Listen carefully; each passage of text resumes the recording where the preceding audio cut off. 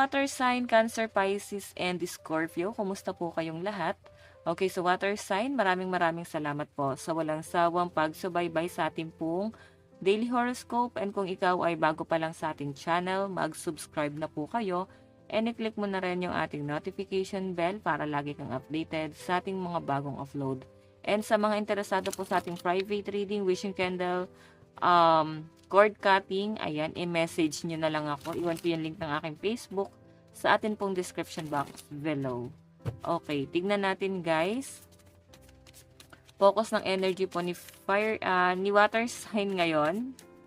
So guys, meron tayong Queen of Swords. Okay, water sign.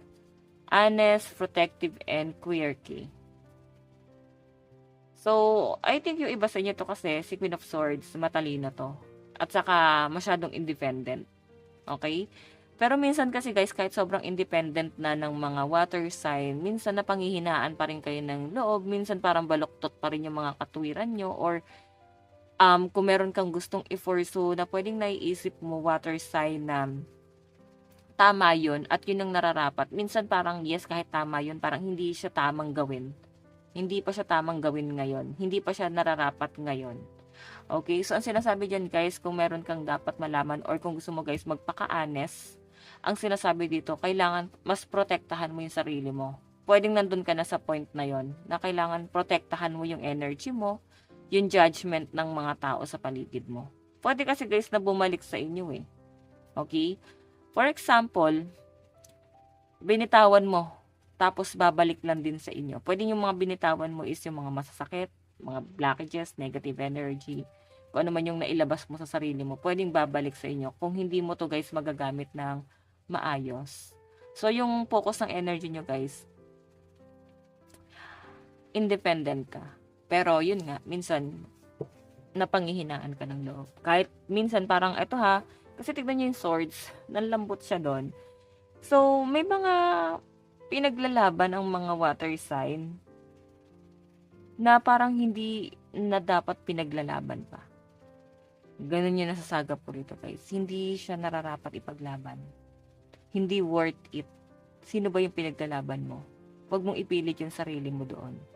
Kasi nakakita ko guys, parang pinipilit mo na lang yung sarili mo. Water sign, masasaktan ka rito. Pero siguro iba sa inyo, immune na lang kayo. Okay? Tignan po natin.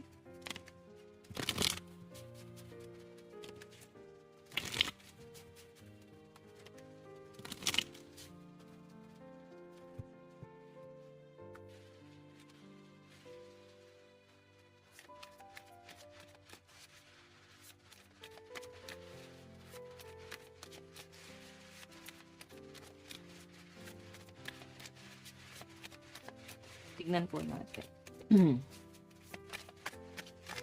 Energy.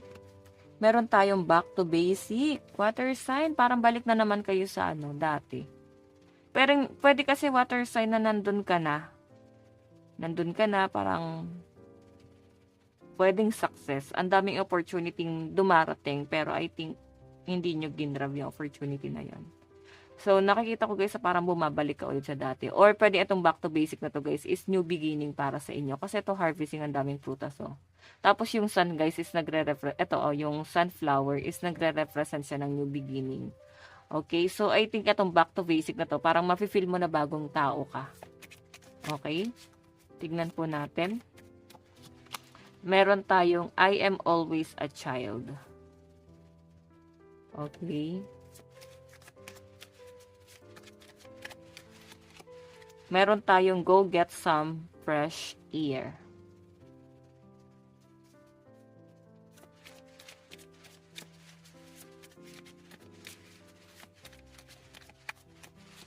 Meron tayong don't care if you don't like me.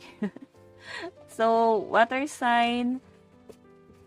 Okay, so, ito ha, yung back to basic. Tapos nakalagay pa dyan, I am always child. So, maaring nai-heal na yung inner child nyo. Nandun ka na sa point na yon. Okay? Parang, parang, yes, sabihin na natin na independent ka. Pwedeng dati kasi parang sanay ka na mapag-isa, sanay ka ng parang ano, sanay ka ng walang ibang nagtatanong sa inyo kung okay ka lang ba, kumain ka na ba, parang gano'n. So, ngayon kasi guys, mas sanay ka ng ano, eh, parang parang walang nag-aano talaga sa inyo, walang may pakialam sa inyo, parang hinahayaan kayo, okay. So guys, ang sinasabi sa akin dito, nahi-heal niyo na yung inner child niyo, bumabalik ka na sa dati mong mood. Nakakatuwa 'no, puwedeng na-o-overcome mo na yung mga, negative na nangyari.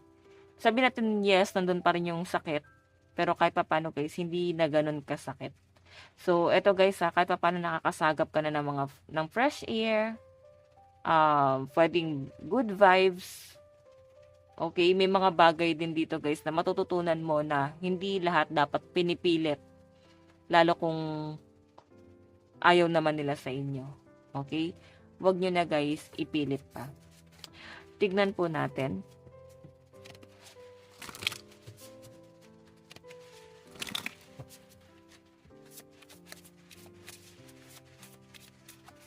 Meron po tayong The World.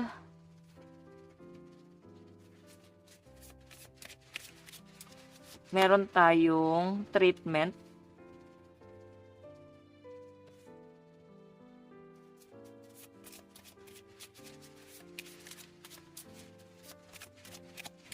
Meron tayong The Chariot.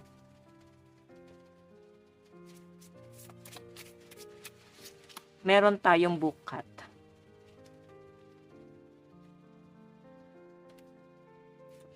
Okay, so guys, itong The World na to is back to basic. Moving forward, no, yun yung nasasagap ko dyan. Pero guys, ito ha, dahil nga, parang siguro may namimiss kayong ganito, ganito yung buhay mo.